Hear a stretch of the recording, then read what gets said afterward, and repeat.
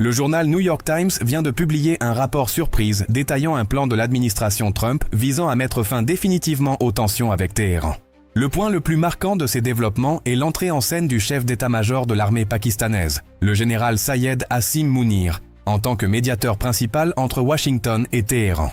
L'administration Trump impose des conditions sans précédent, à commencer par la garantie totale de la liberté de navigation dans le détroit d'Ormuz en tant que zone maritime libre. Le plan exige également une limitation stricte du nombre et de la portée des programmes balistiques, en limitant leur usage uniquement à la légitime défense. L'exigence va plus loin puisque Washington demande le démantèlement des installations sensibles à Natanz, Ispahan et Fordo.